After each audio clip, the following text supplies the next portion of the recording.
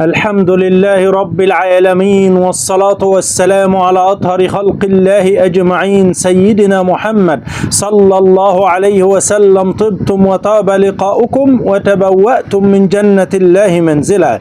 إذا رأى الرجل الغراب في المنام أمامه علامة أن صاحب الرؤيا إنسان متكبر ويحب المظاهر أمام الناس، والله عز وجل أعلى وأعلم. إذا رأى الشخص أن الغراب يدخل بيته علامة على من يتربص بهذا البيت ليريد أن يؤذي زوجة صاحب الرؤيا، والله عز وجل أعلى وأعلم. إذا رأى الشخص أن الغراب يطير فوق الكعبة علامة أن هذا الرجل إنسان فاسق وسوف يتزوج من امرأة شريفة، والله عز وجل أعلى وأعلم. إذا رأى الشخص الغراب الأبقع في المنام علامة أن هذا الشخص سوف يعيش عمر طويل في الحياة، والله عز وجل أعلى وأعلم. إذا رأى الشخص الغني في المنام الغراب علامة على من يسرق أمواله في الحياة، والله عز وجل أعلى وأعلم. إذا سمع الشخص صوت الغراب في المنام علامة على وقوعه في هم وغم في الحياة، والله عز وجل أعلى وأعلم. عندما ترى أنك تسمع صوت الغراب في مكان أنت تعرفه علامة على موت وخراب في هذا المكان، والله عز وجل أعلى وأعلم.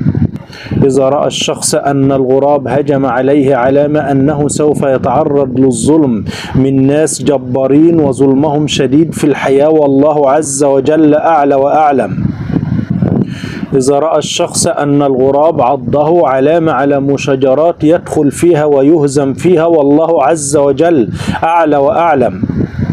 إذا رأى الشخص أن الغراب هجم عليه وخدشه بمخالبه علامة على حدوث مرض له أو سوف تحدث له مشكلة صحية كبيرة الأيام القادمة، والله عز وجل أعلى وأعلم.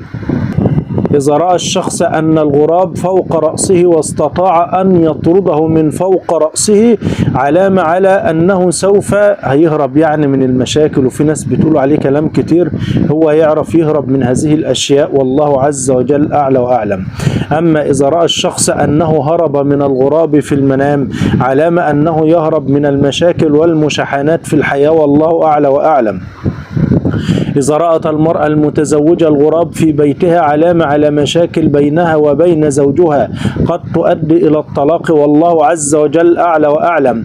إذا رأت البنت العزباء الغراب في المنام علامة أن هناك إنسان خبيث يريد أن يوقع بهذه البنت فعليها الحذر، والله أعلى وأعلم.